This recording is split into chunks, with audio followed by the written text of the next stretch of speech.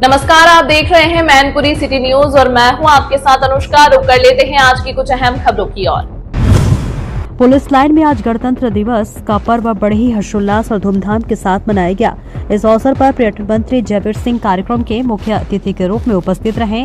मुख्य अतिथि ने राष्ट्रीय ध्वज को सलामी दी और परेड का निरीक्षण किया।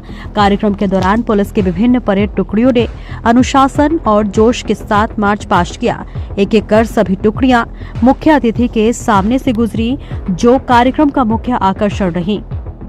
परेड में पुलिस बल की सजगता और एकता का शानदार प्रदर्शन देखने को मिला। पुलिस लाइन परिसर में आज हजारों की संख्या में लोग मौजूद रहे। पूरे वातावरण में देशभक्ति और उत्साह का माहौल बना रहा। 77वें गणतंत्र दिवस के अवसर पर मैनपुरी पुलिस द्वारा रिजर्व पुलिस लाइन मैनपुरी में भव्य परेड का आयोजन किया गया। कार्यक्रम में माननीय पर्यटन एवं सांस्कृतिक विभाग मंत्री ठाकुर जयवीर सिंह मुख्य अतिथि के रूप में उपस्थित रहे। मुख्य अतिथि द्वारा परेड की सलामी ली गई तथा गौरवशाली परेड का निरीक्षण किया गया। परेड में पुलिस बल के अनुशासन, एकता और कर्तव्य निष्ठा का प्रभावशाली प्रदर्शन देखने को मिला।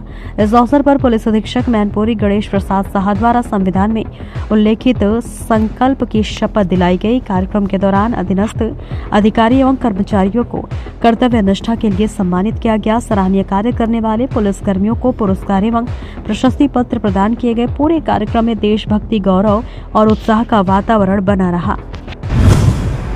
मैनपुरी में थाना कोतवाली क्षेत्र अंतर्गत स्टेडियम के सामने फायरिंग की सनसनीखेज घटना सामने आई है। कासगंज के पटियाली में तैनात सब रजिस्ट्रार अनिल पांडे व उनके भाई पर फायरिंग करने का आरोप लगाया। घटना का एक वीडियो सोशल मीडिया पर वायरल हो रहा है, जिससे मामला और तूल पकड़ता जा रहा है। दूसरे पक्ष की ओर से नगला दौलत निवासी रणवीर यादव ने अपनी जमीन पर अवैध कब्जे का आरोप लगाया। आरोप है कि कुछ दबंग लोगों ने मौके पर पहुंचकर फायरिंग की, जिसके साक्ष्य भी पुलिस को मिले। इस दौरान अनिल पांडे की गाड़ियों को क्षतिग्रस्त कर दिया गया, जिससे लाखों रुपए के नुकसान की बात भी सामने आई है। इतना ही नहीं, जमीन की बाउंड्री वॉल भी तोड़ दी गई, जिसका वीडियो भी स्पष्ट दिखाई देता है।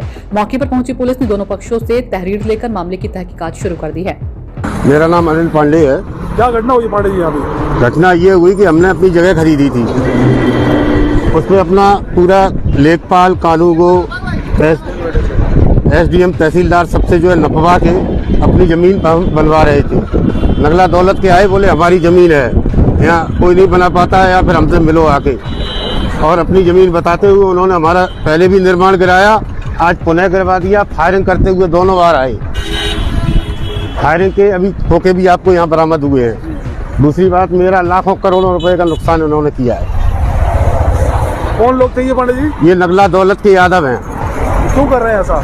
ये कह रहे हैं ये सारी जमीन मेरी है, या फिर मुझसे मिलो, मतलब मुझको पैसे दो तब मैं बनाने दूंगा। अच्छा, ये फायरिंग किन लोगों ने की आज? उन्हीं नगला दौलत वालों ने सर। कई गाड़ियां भी क्षतिग्रस्त हो गई। सारी गाड़ियां मेरी क्षतिग्रस्त हो गई, कई जगह चोटें भी लगी हैं सर। कितने राउंड फायर किए लोगों ने? लगभग 10, 20, 50 फायर किए इन्होंने। पुलिस कल कितनी देर में पहुंची? पुलिस बहुत देर में पहुंच पाई है। कितना फायर करें? आज गणतंत्र दिवस का पर्व शहर के सभी स्कूलों में बड़े ही हर्षोल्लास और धूमधाम से मनाया गया। गणतंत्र दिवस के अवसर पर स्कूलों में छोटे छोटे बच्चों ने देशभक्ति गीतों पर मनमोहक प्रस्तुतियां दी। बच्चों के द्वारा किए गए डांस पूरी तरह देशभक्ति की भावना से ओतप्रोत रहे। कुछ प्रस्तुतियां इतनी भावुक थी कि उन्हें देखकर लोगों की आंखें नम हो गई। बच्चों ने अपनी कला के माध्यम से देश के प्रति प्रेम और सम्मान का संदेश दिया। शहर के कई स्कूलों में रंगारंग सांस्कृतिक कार्यक्रमों का भी आयोजन किया गया। स्कूल परिसरों में देशभक्ति गीतों और नारों से माहौल गूंज उठा। ये नजारा आप वीडियो में साफ साफ देख सकते हैं, जहां देशभक्ति का अद्भुत दृश्य नजर आया। मैनपुरी के करहल पहुंची सपा सांसद डिंपल यादव ने राजनीतिक और धार्मिक मुद्दों पर बड़ा बयान दिया है। उन्होंने कहा कि माघ मेले में हुआ अपमान बेहद दुर्भाग्यपूर्ण घटना है। डिंपल यादव ने कहा कि जो पार्टी सनातन की बात करती है, वही सनातन से जुड़े लोगों का अपमान होने दे रही है। उन्होंने शंकराचार्य के अपमान को पूरे देश के लिए शर्मनाक बताते हुए भाजपा के नेतृत्व से माफी की मांग की। सांसद ने कहा कि उत्तर प्रदेश में भूमाफियाओं के खिलाफ लोकसभा में आवाज उठाई जा रही है। हालांकि उन्होंने आरोप लगाया कि इन मामलों में अब तक कोई ठोस परिणाम सामने नहीं आया। काशी में धार्मिक स्थलों को ध्वस्त किए जाने के मुद्दे पर भी उन्होंने भाजपा पर जमकर निशाना साधा। डिंपल यादव ने कहा कि इन घटनाओं से भाजपा की नीतियों की सच्चाई उजागर हो गई है। मैडम, जिस तरीके से अत्याचार कर रही है, जहाँ एक तरफ राम को लेकर बात करती है, ये बहुत ही दुर्भाग्यपूर्ण है और हम समाजवादी पार्टी और मैं विशेष तौर पर इसकी निंदा करती हूँ कि जहाँ ये देश तो जहाँ सनातन धर्म के बारे में लगातार भारतीय जनता पार्टी में बात करते हैं और जहाँ साधुओं का सम्मान होना चाहिए, तो देखने को मिला है कि किस तरह अपमान शंकराचार्य जी ने झेला है। किस तरह का पुलिस ने रवैया अपनाया सबकी रिकॉर्डिंग्स में दिखाई दिया है।